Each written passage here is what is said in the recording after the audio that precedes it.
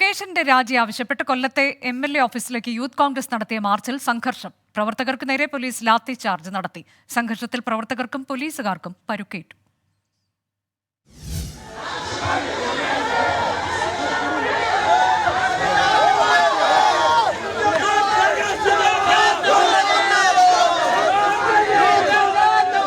സമരം തുടങ്ങി 6ാം ദിവസമാണ് യൂത്ത് കോൺഗ്രസിന്റെ പ്രതിഷേധം സംഘർഷത്തിലേക്ക് വഴിമാറിയത്. മുകേഷിന്റെ രാജി ആവശ്യപ്പെട്ട് MLA ഓഫീസിലേക്ക് യൂത്ത് കോൺഗ്രസ് നടത്തിയ മാർച്ച് സംസ്ഥാന അധ്യക്ഷൻ രാഹുൽ മങ്കുട്ടത്തിൽ ഉദ്ഘാടനം ചെയ്തു. പിന്നാലെ പ്രവർത്തകർ ബാരിക്കേഡ് മറികടക്കാൻ ശ്രമിച്ചു.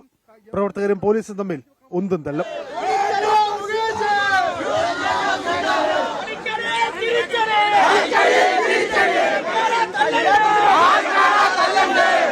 ബാരിക്കേഡ് മറികടന്ന യൂത്ത് കോൺഗ്രസ് സംസ്ഥാന ഉപാധ്യക്ഷൻ PS സരിതാജ് ഉൾപ്പെടെയുള്ളവരെ പോലീസ് അറസ്റ്റ് ചെയ്തു നീക്കി.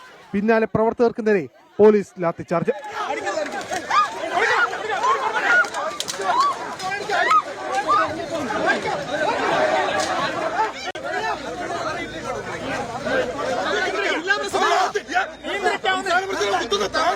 കൊല്ലം വെസ്റ്റ് CI ഫയാസ് അടക്കം 2 പോലീസുകാർക്കും 6 യൂത്ത് കോൺഗ്രസ് പ്രവർത്തകർക്കും സംഘർഷത്തിൽ പരിക്കേറ്റു.